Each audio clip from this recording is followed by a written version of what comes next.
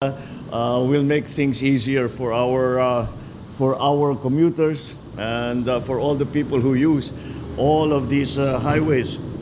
Nandito po ng San Miguel Corporation Chairman and CEO Ramon Ang, and Metro Pacific Investments Corporation Chairman and CEO Manny Pangilinan.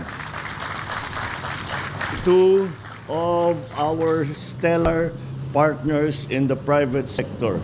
Marami sa ating ginagawa ngayon, hindi kayang gawin ng pamahalaan lamang. Kaya't natin ay sinama at humingi ng tulong sa ating mga private sector partner. At masasabi ko naman, kapag tayo humihingi ng tulong sa kanila, hindi pa tayo hinihindian. Talagang lahat ng maaari nilang gawin, ginagawa nila para magkaroon tayo ng matagumpay na programa kagaya nito. The Toll Regulatory Board Executive Director, Jose Arturo Tugade. Aba, may dala kang pala. My fellow workers in government, other distinguished guests, ladies and gentlemen, good morning.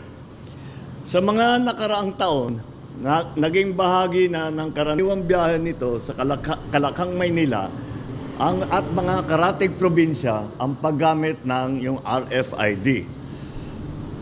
Malinaw ang layunin nito, mapabilis ang daloy ng trapiko sa mga toll gate.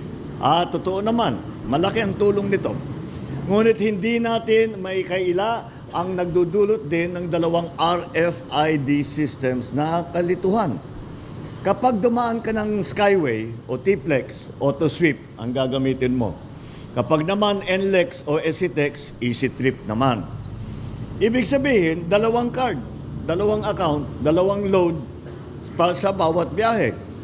Minsan pa, nalagyan mo ng load yung NLEX, kaso nalimutan mo yung T-Plex. Resulta, pipila ka sa bayaran. Sayang sa oras, bawas sa oras na para sana sa pasyal, sa bonding sa pamilya at sa trabaho.